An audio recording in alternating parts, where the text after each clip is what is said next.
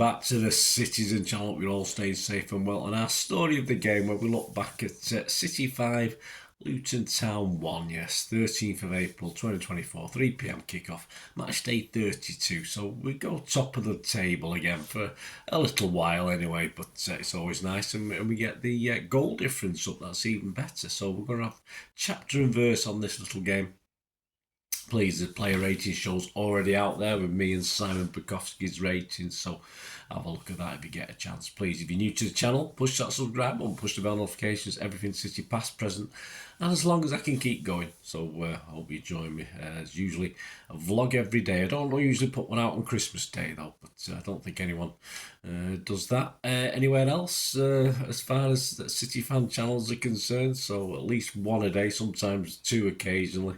Lots of history stuff, of course, and it never close. We're open all summer as well with lots of history vlogs, etc., and summaries of player rating, player of the season, all this sort of thing. So great to have you on board, and you will see some stuff on film and TV as well. So if that's any interest to you, have a look at that, or if you know someone who might be, point them in my direction. I'll be very grateful. Right, let's get on to this game today.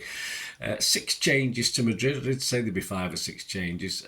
I got 9. I was all right with 9. I did put Ortega in net, but I'm not worried about Edison being in fairness. I just wondered when Pep was going to make that switch, in fairness. So I have a feeling now we'll stick with Edison for Madrid and stick Ortega in next week in the FA Cup semi-final as a sort of reward, if you like. But I think now Edison's back in, we'll see him playing these sort of games.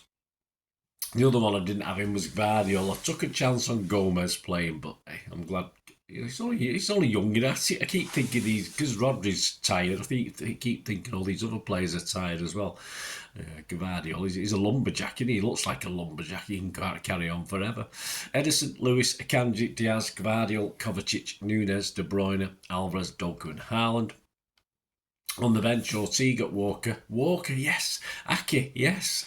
Grealish, Rodri, Bernardo, Gomez, Foden, and Bob. Luton, Kaminsky, Onyedinma, Hashioka, Burke, Doughty, Chong, Barkley, Berry, Clark, Morrison, Townsend. Their subs were Shea, Krul, Woodrow, Ruddock, Johnson, Harris, not Razor, is it? Harris, no. Chigozi, Nelson, and Paisold. There's a great name, Paisold. I wonder what he does for a part-time job. Story of the game, chapter 1. That didn't say it long, did it? Within 2 minutes, well, 70 seconds.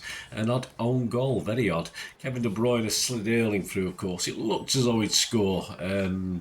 He was on his right foot, he was on his weaker foot, but he was denied, of course, by the block by keeper Thomas Kaminski's save.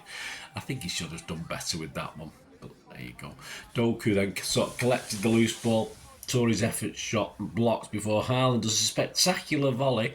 I think he was looking for someone at the corner flag because that's where it was going. But unfortunately for them, not for us, of course, it smashed Luton defender Hashioka right in the face. His blonde locks went flying, didn't they? And of course, it flew into the net. Unfortunately, cracking header bit, Hashioka, well done. So, yeah, he was down for a little while, wasn't he?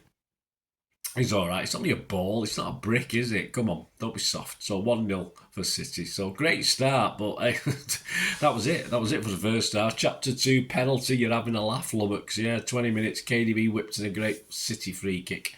Gvardiol rolls at the far post like the proverbial salmon, headed it back across goal, but Haaland can't quite get to it. He failed to make contact. Claimed a penalty, but I think they were tad optimistic, those claims for a penalty.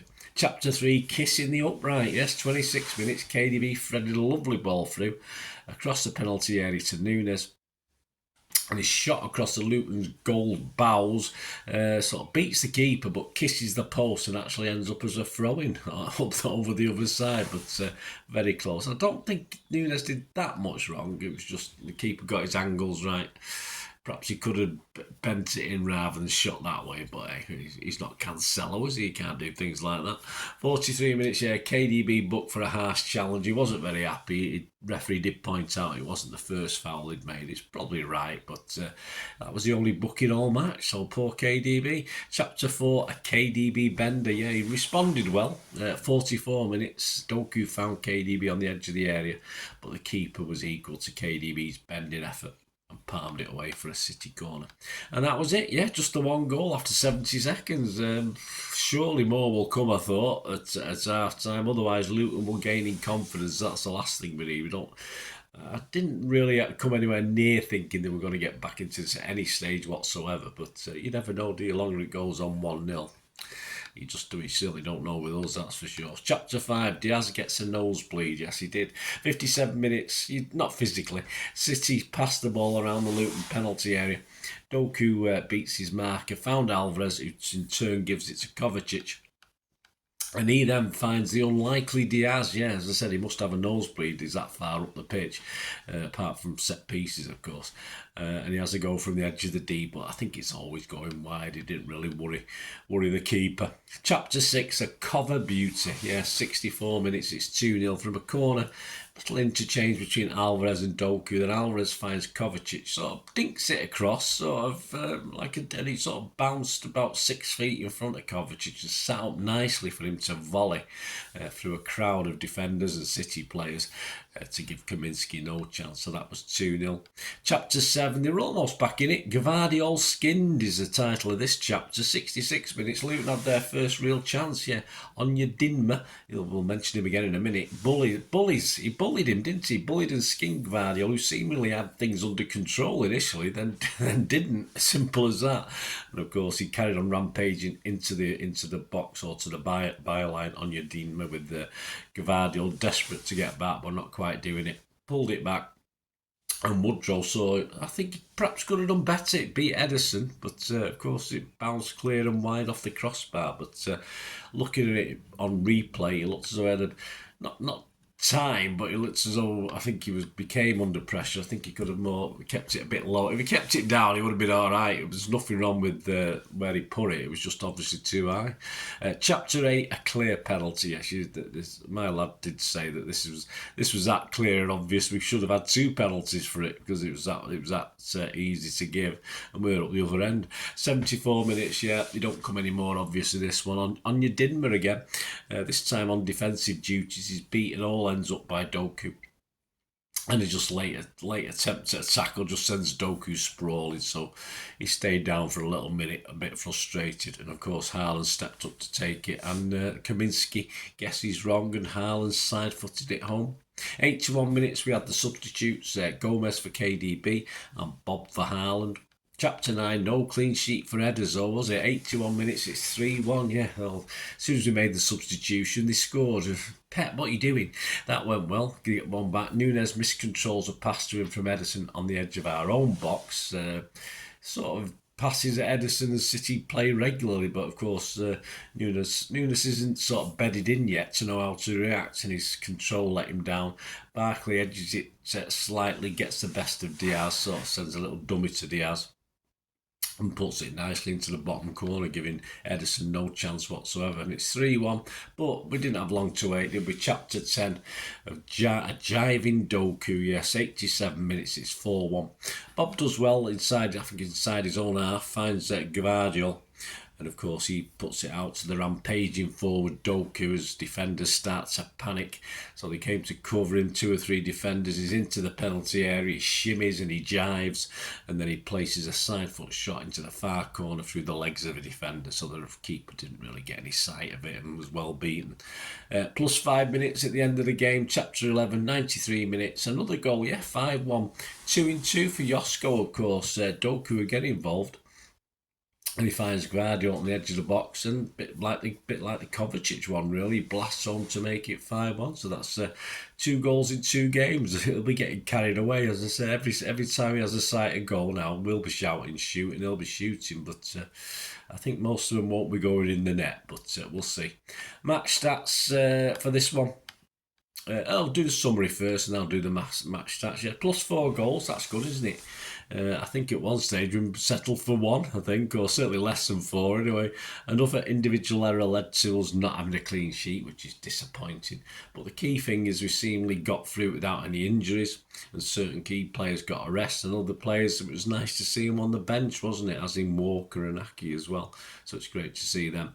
We're top for a bit. but we keep the pressure on, and that's all we can do in this situation. The stats, shots from City, here we go, 37 shots from City, unbelievable.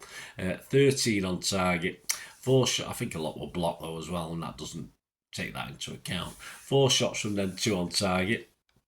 We had 74% of the possession, 763 passes to 276. Percentage accuracy of our passing was 92%, so that's higher. That's up in the higher echelons of what we normally do.